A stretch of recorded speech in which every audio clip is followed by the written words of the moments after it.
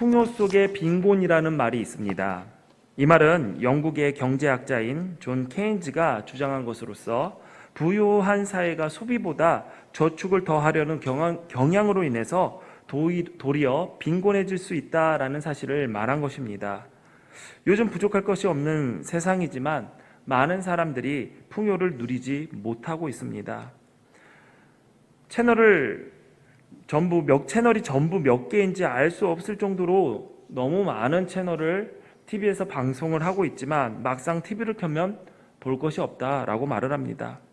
그럴 것이 제목과 출연진들만 다를 뿐이지 뜯어보면 되게 먹는 얘기가 많고 노래도 거기서 거기 옛날 노래가 요즘에는 더 인기가 많은 것 같습니다.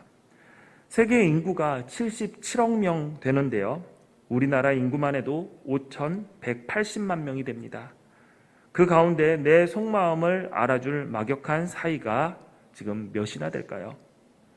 먹을 것도 지천입니다. 하지만 건강 등 여러 가지 이유로 입맛만 다셔야 하는 사람들이 허다하고 농약과 중금속, 미세 플라스틱, 항생제, 유전자 변형 음식 등 건강한 먹거리에 잣대를 갖다 대면 먹을 것도 많지 않습니다. 세상은 이렇게 풍요로운데 그 풍요로움 속에서 늘 부족함을 느끼고 우리의 마음은 더 각박해지고 가난해져가는 서글픈 현실 속에 살아가고 있습니다. 그 허전함을 채우기 위해서 여러 가지 시도도 하고 있지만 시간이 지나면 더 궁핍함에 빠져들곤 합니다. 인류는 문명을 발전시키면서 물질의 풍요를 이루었을지는 몰라도 지금 이룬 풍요가 온전한 풍요로움이라고 말할 수는 없을 것입니다. 에베소서를 보면 바울은 풍요, 풍성이라는 단어를 반복해서 사용하고 있습니다. 감옥 속에서 풍요로울 곳이 전혀 없는 상황에서 바울은 스스로 내가 풍요 속에 있다라고 말하고 있습니다. 지금 억울하게 감옥에 갇혀 있지만 현재 부어주시는 풍성한 은혜가 하나님의 풍요로움이 이 암울한 상황을 덮어버린 것입니다. 그래서 상황은 여전히 어두운 감옥이지만 하나님의 은혜를 누릴 수 있었던 것입니다.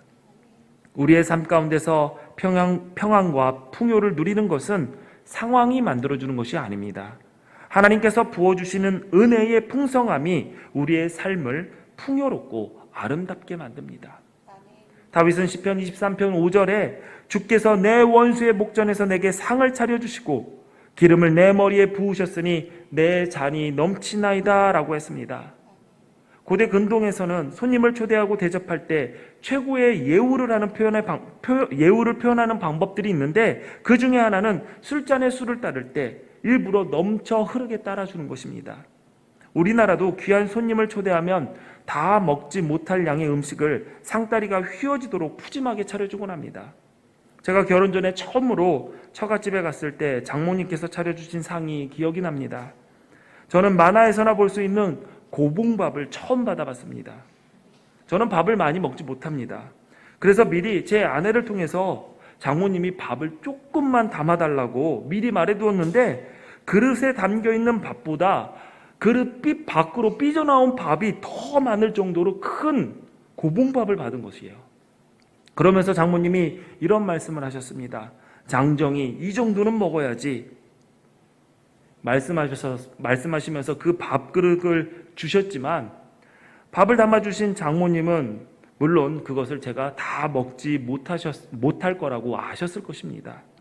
그러나 못 먹을 양의 밥을 그만큼 풍성하게 담은 이유는 밥그릇에 밥을 담은 것이 아니라 사위가 되는 저를 환대한다라는 마음을 담으셨던 것이었죠. 주님께서 나에게 풍성한 상을 차려주시고 내 잔에 넘치도록 부어주십니다.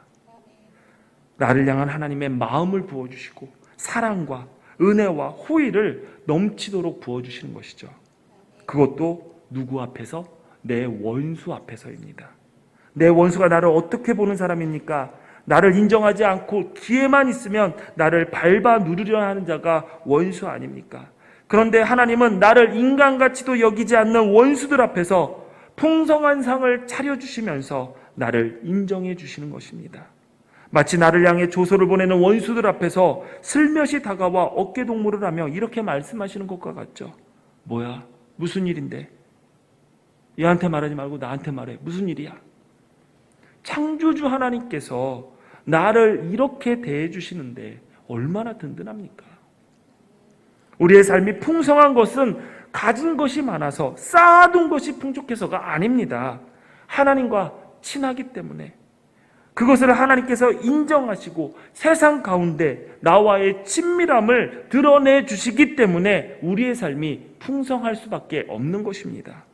그래서 다윗이 여호와는 나의 목자시니 내게 부족함이 없다라고 고백하신 것입니다. 하나님이 나를 책임져 주는 목자니까 그 사실만으로도 우리의 삶은 풍성합니다. 어려운 일 당할 때마다, 이런저런 아픔이 있을 때마다, 지금도 가슴치며 눈물이 쏟아지는 상황 앞에 있다 할지라도 하나님께서 나를 책임지셔서 지금도 먹을 곳과 쉴 곳으로 인도해 주시는 부족함 없는 은혜, 넘치는 은혜를 경험하시기를 바랍니다. 나를 향해 눈을 부라리는 악한 것들 앞에서 얘는 너희가 무시할 만한 애가 아니야. 내가 인정하고 나랑 엄청 친해. 건들지 마. 지금도 내 잔에 넘쳐 흐르는 주님의 은혜가 부어지고 있음을 잊지 마시기 바랍니다. 오늘 본문 10절에 우리는 그리스도 안에서 그의 은혜의 풍성함을 따라 그의 피로 말미암아 속량 곧 죄사함을 받았느니라 라고 했습니다. 여기에서 속량 곧 죄사함을 받았다라는 부분은 받았다라는 과거형으로 번역되어 있지만 원문은 형제형입니다. 즉 지금 속량 죄사함을 받는다라는 의미입니다. 이는 하나님과의 관계가 회복되면서 누리는 구속과 구원과 죄사함의 현재성을 강조한 것입니다. 물론 우리는 주님을 만나면서 구원의 은혜를 누리기 시작한 과거의 시점이 있습니다. 나 언제 예수님 만났어? 나 그때 예수님 영접했어. 그때 은혜 받았어. 그 과거의 시점은 있습니다. 그러나 여기서 바울이 말하는 것은 현재 누리고 있는 구원의 은혜입니다. 신앙생활을 하면서 예수 믿고 구원받는다라는 것은 단순히 죽어서 천국에 들어갈 수 있다라는 것을 말하는 것이 아닙니다. 물론 하나님께서 우리의 미래에 완성될 구원까지도 약속해 주셨습니다.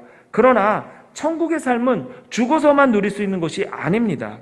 구원은 이미 시작됐고 진행되고 있으며 그 순간부터 하나님이 다스리시는 천국의 삶이 시작이 됩니다. 그러므로 천국은 지금부터 살고 있는 것입니다. 오늘 현실 속에서 역사하시는 하나님, 오늘도 풍성한 은혜를 부어주시는 하나님, 그 하나님께서 다스리는 지금 이곳이 천국이고 하나님의 나라입니다. 지금 우리가 누리고 있는 은혜가 풍성하기 때문에 오늘의 어려움을 이길 능력을 공급받는 것이고 버틸 수 있는 힘이 되는 것입니다.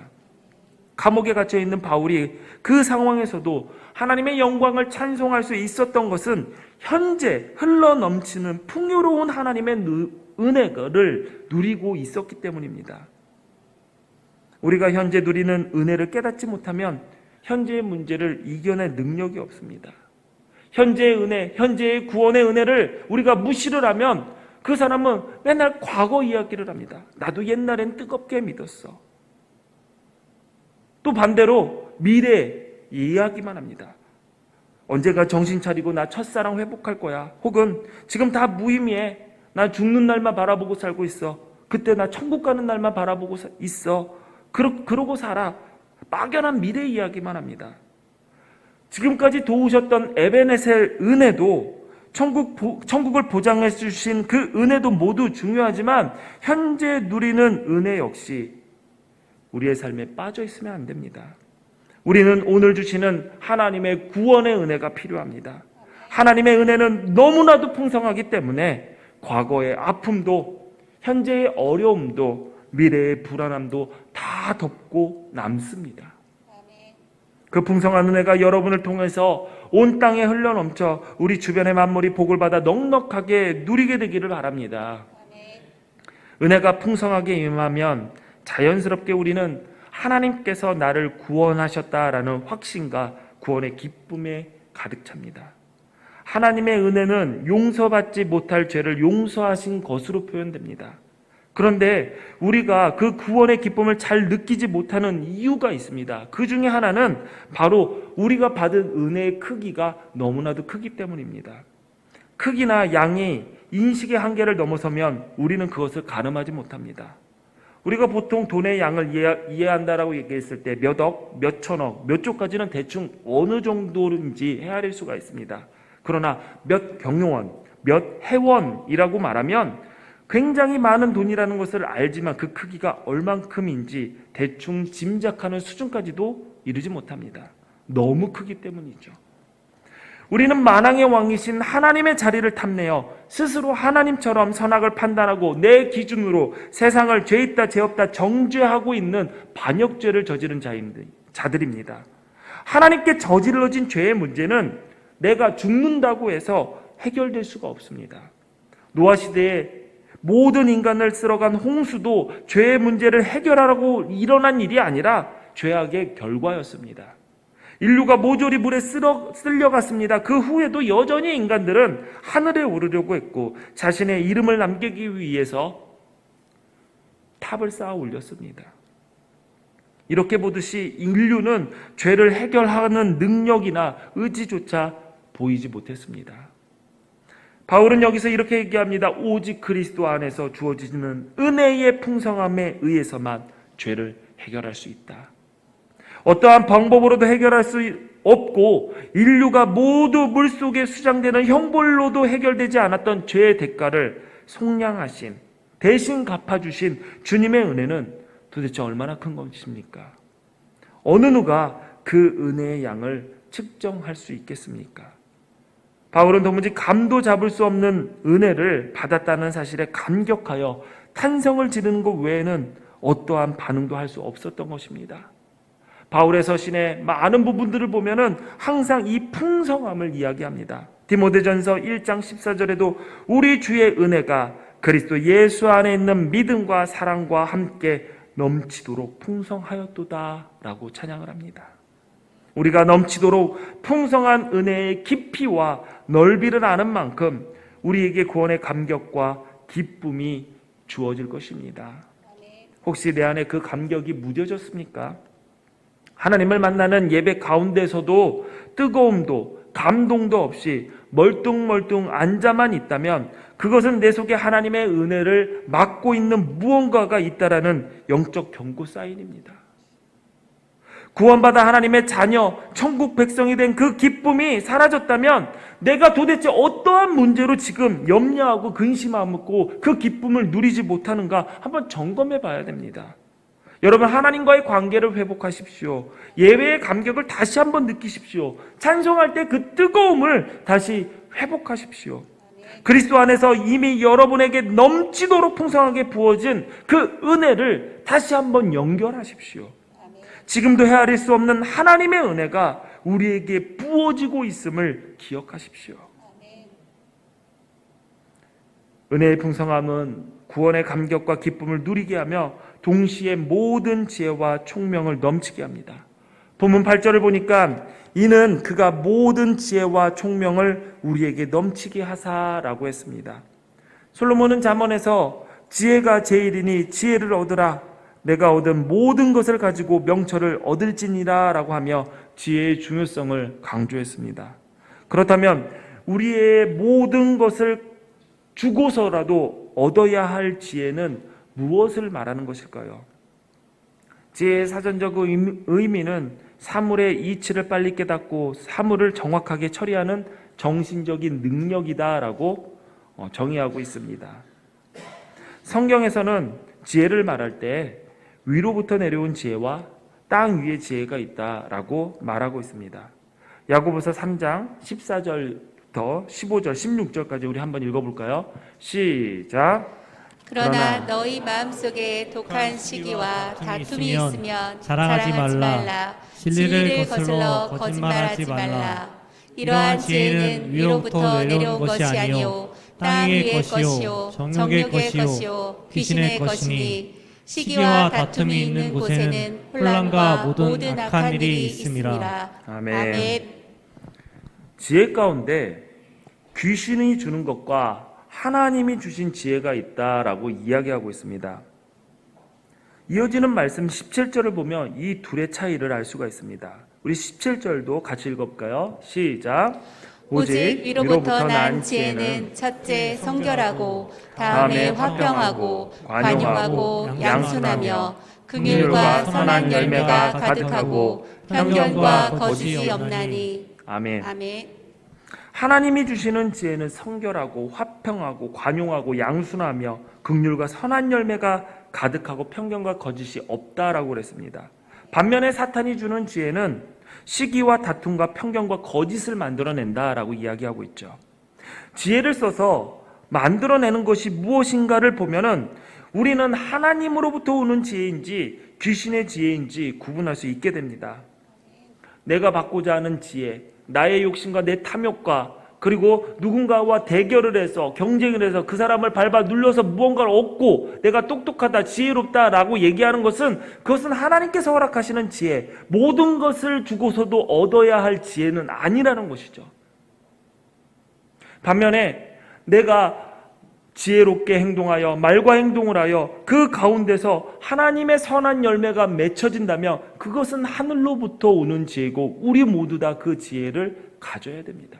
그러나 하나님께서는 풍성한 은혜로 그 지혜와 총명을 우리에게 넘치게 하셨다라고 이야기하고 있습니다.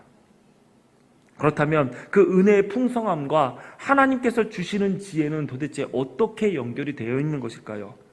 에레미야서 9장 24절에 보면 자랑하는 자는 이것으로 자랑할지니 곧 명철하여 나를 아는 것과 나 여호와는 사랑과 정의와 공의를 땅에 행하는 자인 줄을 깨닫는 것이라. 나는 이 일을 기뻐하노라. 여호와의 말씀이니라. 진정한 지혜와 총명은 하나님을 아는 것과 하나님이 일하시는 것이 어떤 것인지 깨닫는 것이 바로 지혜입니다. 잠언 9장 10절을 보니까 여호와를 경외하는 것이 지혜의 근본이요 거룩하신 자를 아는 것이 명철이니라 라고 했습니다. 지혜는 하나님을 인정하고 두려워하는 것입니다. 내가 내 인생의 주인인 양, 내가 모든 것을 다 알고 있고 내 생각이 옳다고 기고만장한 것은 절대로 지혜로운 자의 모습이 아닙니다. 지혜는 하나님을 경외하고 겸손하며 그 앞에 엎드려 의지하는 자들에게 주어집니다. 또한 하나님의 풍성한 은혜는 우리의 죄를 용서하기 위한 속량의 은혜이자 십자가에서 보여준 하나님의 공의와 사랑입니다. 그러므로 최고의 지혜와 총명의 원천은 바로 예수님의 십자가를 아는 지식입니다. 바울이 하나님의 풍성한 은혜를 찬송하면서 예수 그리스도가 십자가에 못 박힌 것 외에는 나는 아무것도 알고 싶지가 않다라고 이야기한 이유가 바로 여기에 있습니다. 우리에게 아무리 큰 은혜와 막대한 영향력을 끼친 목회자가 있고 부모님, 배우자, 선생님이 있다 할지라도 지혜의 궁극적인 대상으로 삼아서는 안 됩니다. 이 세상은 상황에 따라서 변하지 않는 것이 없습니다.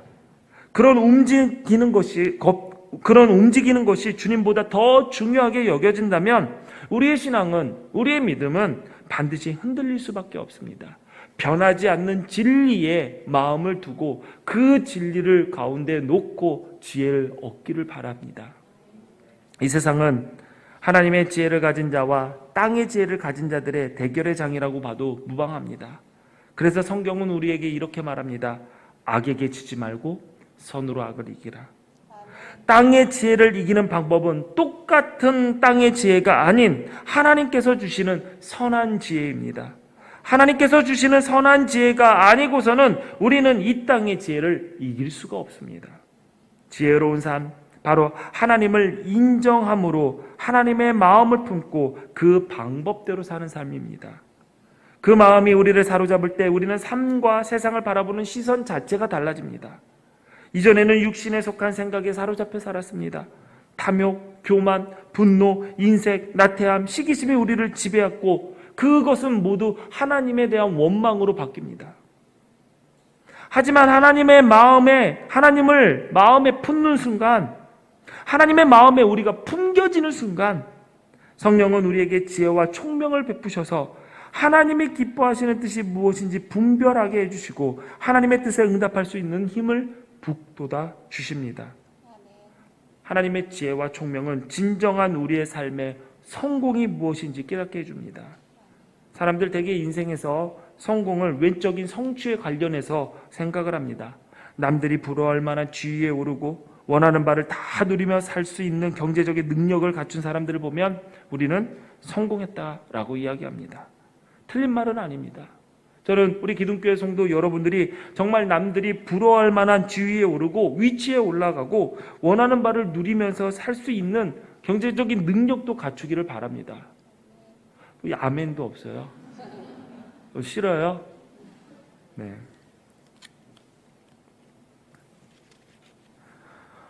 그런 복도 있어야 됩니다. 그러나 우리는 어떤 삶이 풍요롭고 풍성한 삶인지, 무엇이 흘러넘치는 삶인지 분명히 알아야 합니다.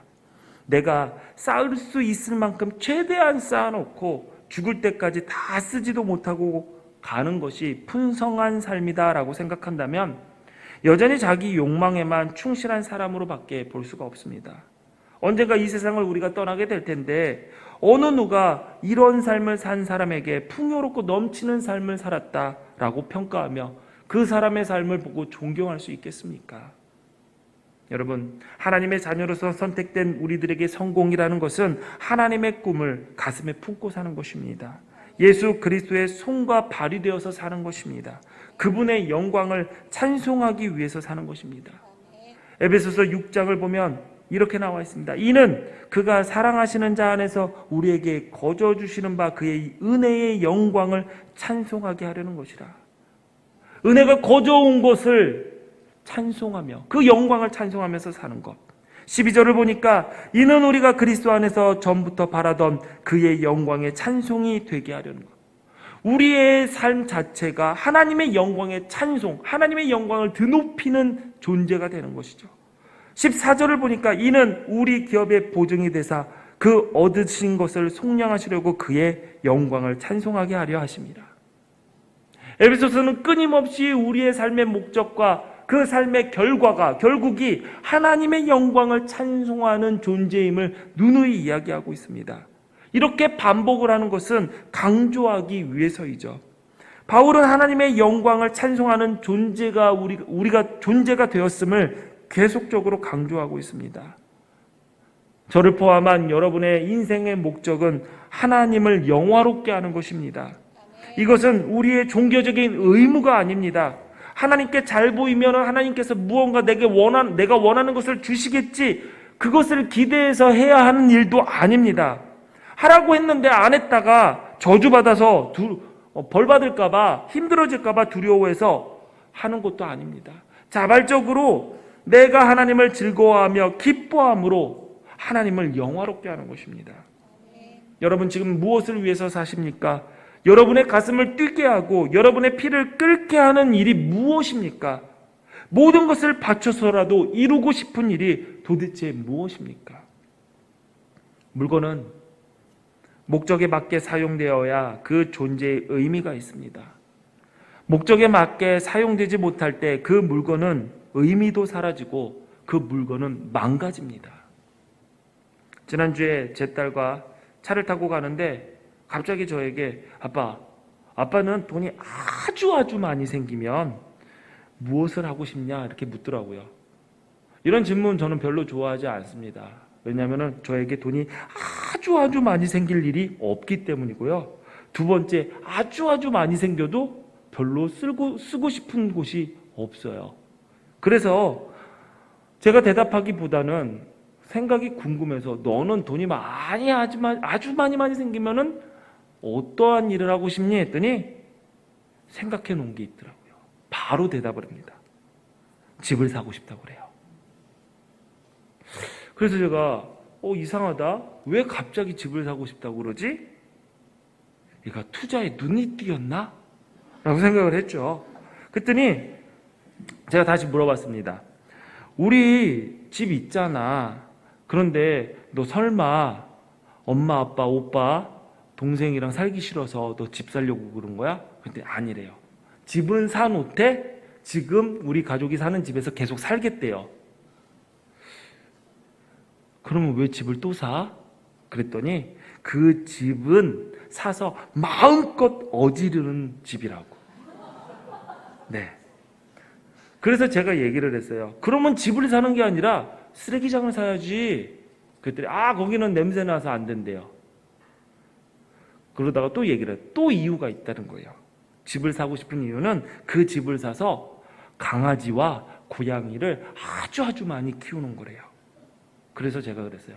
그러면 개농장을 사. 그랬더니 아니래요. 집을 사서 거기에서 키우고 싶대요. 여러분, 집을 사는 목적은 거주하기 위해서이죠.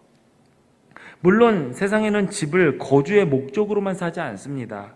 그래서 지금 우리나라에 이러한 문제들이 생겼죠. 아이의 순진한 이야기를 듣고 웃음이 나오지만 제 딸이 집을 사서 하고 싶은 것은 모두 다 집의 목적과 상관이 없고, 집을 사서 그렇게 사용한다면 그 집은 얼마 지나지 않아서 금방 망가지게 될 것입니다. 지금 우리가 살고 있는 이유와 창조된 목적을 기억하십시오. 우리의 삶의 목적, 창조된 이유가 무엇입니까? 고린도전서 10장 31절 말씀 우리 한 목소리로 봉독합니다. 시작. 그런즉 너희가 먹든지 마시든지 무엇을 하든지 다 하나님의 영광을 위하여 하라. 아멘. 우리는 무엇을 하든지 다 하나님의 영광을 위해서 해야 하는 존재입니다. 우리가 기도하는 목적도 그렇습니다. 나라와 권세와 영광이 아버지께 영원히 있기 때문에 기도를 합니다. 신앙의 중심, 믿음의 고백, 그 가운데는 하나님의 영광이 자리 잡고 있어야 됩니다. 그러나 인간은 본능적으로 나밖에 모릅니다. 자기 위주로 생각하고 자기의 좋은 것이 좋은 것이고 내가 생각하는 것이 진리인 양 착각하며 살아가는 존재가 바로 우리들입니다. 그렇게 우리의 존재의 목적과 반대되는 삶을 살아간다면 우리는 망가질 수밖에 없는 거죠. 우리의 삶은 무너질 수밖에 없는 것입니다. 하나님께 영광을 찬송하는 일, 단지 영적으로 심오한 행위를 통해서만 가능한 일이 아닙니다. 우리의 삶에 하나님의 마음을 품고 내 생각으로는, 내 기분으로는 할 수 없는 선한 일들을 하나씩 해 나가는 것입니다. 마태복음 5장 16절에 예수님은 이렇게 말씀하셨습니다. 이같이 너희의 빛이 사람 앞에 비치게 하여 그들로 너희 착한 행실을 보고 하늘에 계신 너희 아버지께 영광을 돌게 하라. 너희의 빛이 사람 앞에 비춰져라. 그런데 우리는 발광체가 아닙니다. 달이 발광체가 아니고 태양의 빛을 반사하는 것처럼 우리도 마찬가지로 빛내는 존재가 못 됩니다. 그 빛은 어디서 나오는 빛입니까? 우리에게 비춰주신 예수 그리스도의 빛입니다. 진리의 빛이고 하나님의 빛입니다. 그 빛을 비추신 주님의 빛은 우리의 착한 행실을 통해서 반사된다는 사실을 우리는 알아야 됩니다. 우리의 삶이 하나님의 영광을 비추는 데 집중해야 합니다. 우리가 하고 있는 모든 일이 그 일이 사소해 보일지라도 하나님이 하나님이심을 드러내고 우리를 통해 예수님이 하나님으로 고백되고 우리를 통해 하나님을 세상 속에 드러나게 하고 더 나아가 주님이 다시 오셔서 하나님의 충만한 영광을 이 땅에 가득 드러내실 것을 소망하고 기다리며 살아간다면 그야말로 그 삶은 하나님의 영광이 되는 삶이 될 것입니다. 이미 우리에게 하나님의 은혜가 넘쳐 흐르고 있습니다. 주님이 우리의 목자시니 우리는 부족함이 없습니다. 풍성한 은혜로 말미암아 우리는 구원받은 기쁨이 가득합니다. 하나님을 알고 십자가의 능력을 아는 지혜와 총명으로 인해서 우리는 이 땅에서 진정한 성공의 삶이 무엇인지 분명하게 아는 자들입니다. 하나님의 영광을 찬송하는 자리에 우리 모두 있기를 바랍니다. 하나님께서 지금 우리를 그 길로 이끌고 계십니다. 기도하시겠습니다. 하나님 감사합니다. 지금도 우리에게 넘치는 은혜를 부어주셔서 감사합니다. 우리의 목자가 되셔서 우리의 부족함이 없는 삶, 우리가 부족함이 없는 삶을 살게 하신 은혜에 감사합니다. 그 풍성한 은혜로 말미암아 구원받은 기쁨을 가득 채우게 하시고 하나님을 알고 십자가의 능력을 아는 지혜와 총명의 삶을 통해서 진정한 이 땅의 성공자의 삶을 살아갈 수 있도록 붙들어 주시옵소서. 구별된 예물 하나님께 드립니다. 예물 속에 우리의 마음과 삶과 땀과 노력과 모든 것을 하나님 앞에 올려드립니다. 주님께서 기쁘게 받아 주옵소서. 주께서 받으신 이 예물을 가지고 하나님의 뜻을 위하여 사용할 수 있도록 우리 공동체의 지혜로 함께하여 주시고, 이 예물 드린 손길 주님께서 기억하셔서 그 손에 열방의 풍부함으로 가득 채워주시고, 물질에 끌려다니는 삶이 아니라 물질을 다스리고 정복하고 물질을 하나님의 뜻에 지혜롭게 사용할 수 있도록 우리 성도들의 삶도 붙잡아 주옵소서. 예수님 이름으로 기도합니다. 아멘.